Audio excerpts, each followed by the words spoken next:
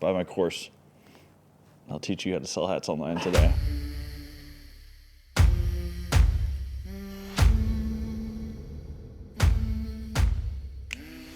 So this is a cringy shot for an opening to a video that isn't a get-rich-quick story. This has been 5 years of very late nights and very high-stress situations, but essentially I started this business because in 2017 my wife, Natalie, rented me a Lamborghini to drive through the mountains of Colorado. And I've always wanted a Lamborghini my entire life, and I've always been obsessed with cars. I've had too many of them. And after that moment, it was just set in stone that I wanted to buy one.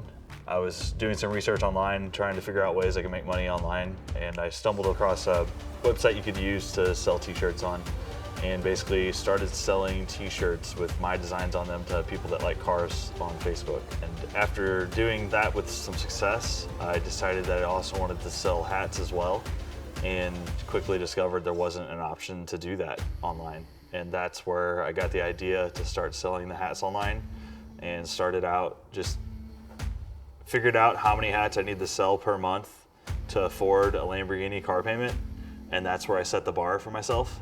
And I think I sold 100 hats within the first couple of days of going live, just to people on Facebook with my car designs on them.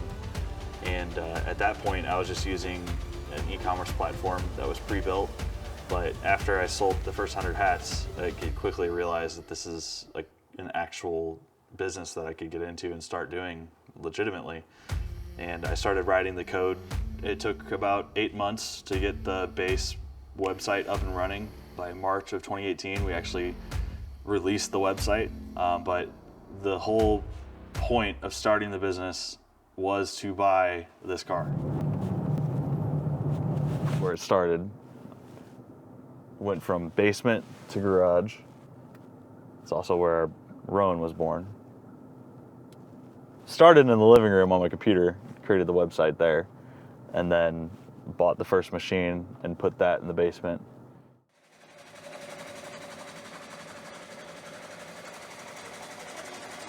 Figured I'd learned my lesson to not put machines downstairs, and I didn't. Learn more about that in a little bit. Once I did that for a while, I finally bought the 6-head machine, and that obviously wouldn't go in the basement here. So then we put it in the garage. So I finished out the garage and put the business in the garage.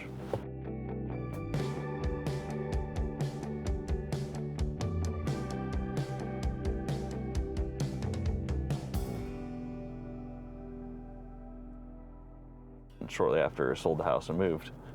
After we had a nice, legit setup in the garage, and put that in the basement of the other house.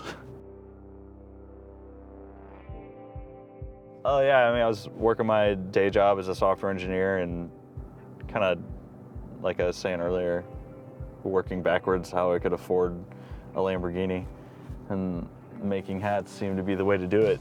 So that's when I eventually pulled the trigger on buying a machine, which basically forced myself to at least get enough sales to pay for the machine, because I didn't want to pay for that myself. Same situation for when I bought the big machine too. It's even way more expensive than just the single head.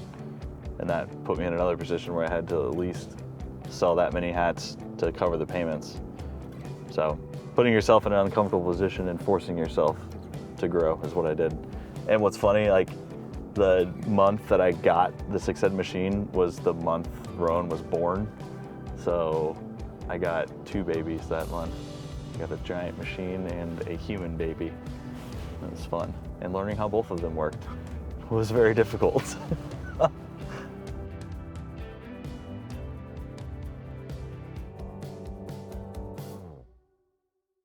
All right, yeah, so this is, I guess, the second location outside of our old house. This is where I had my office, I had my desk, the single-head embroidery machine, and when we moved into the house, this wall was actually solid. We cut a hole in the wall and put these doors here, and that's where we put the big 6-head embroidery machine back in that like closet section there.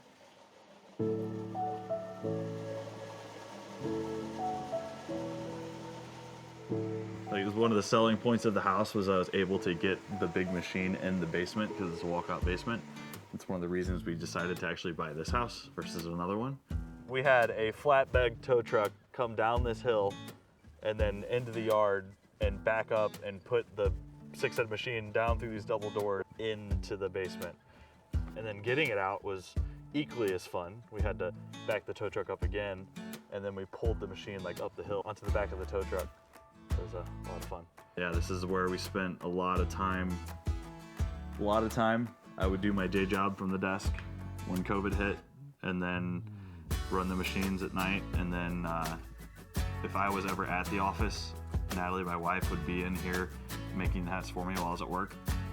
That was actually a huge moment for me. Like when I'd come home from work before COVID and my wife had already done the hats for me, it made me realize how powerful it would be to actually hire someone to do that for me too. So that was a pretty eye-opener and turning point too, was having her around to be able to run the machines while I was at work, and also take care of our kid.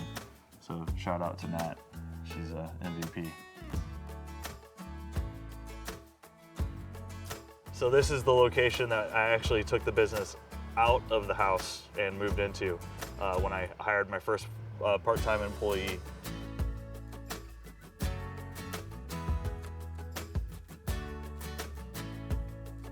Just a little 700 square foot hallway that was just big enough to fit the 6-head and a couple more machines and a couple desks.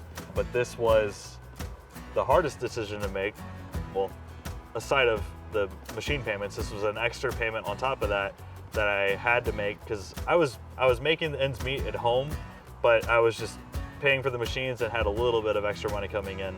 But making the jump into getting into another building was an extra expense that, on top of actually paying payroll too on an employee, that was super scary to bite off on. But once I did it, the return was tenfold. Having someone run the machines during the day while I was doing my day job, and I could focus on the software and the code and actually building the business on the back end was crucial. So another turning point in scaling the business was actually getting out of the house and getting into a space. Anytime I saw a building that had like a sign on it for lease or for sale or something, I'd always look at it and like dream, like, man, I wish I had a building like that.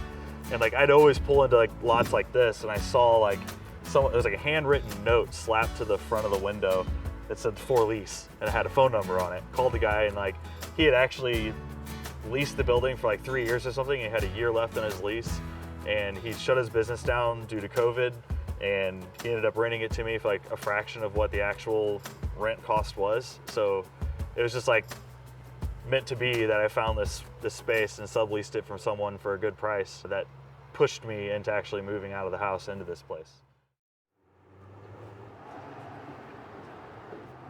Yeah, so this is our second commercial location. We'll call it that. But this is like a 2,700 square foot space that when we moved in, I'm like, this place is huge. We can do so much here. And then like 3 months later, we're like, oh gosh, this is not huge. We're out of space. We need to move. This place is really cool. I wish we could have stayed here, because Main Street in Collinsville, it's a really cool place. And we got really great restaurants here to eat at too. So I really like this place. Just wasn't big enough, unfortunately.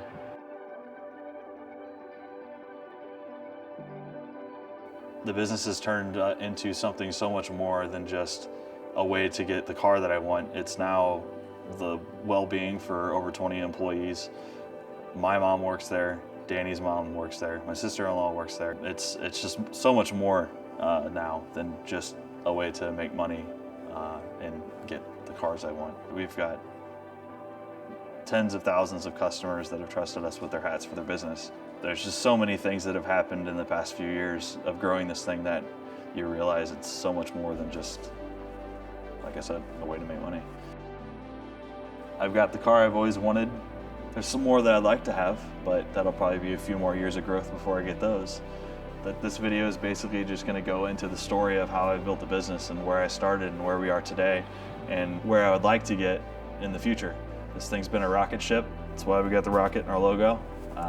I always wanted it to be, and we're going to continue to scale and grow as quickly as we can, but also take those along for the ride with us that have been with us since the start, and hopefully they can get themselves a Lamborghini someday too, not just me.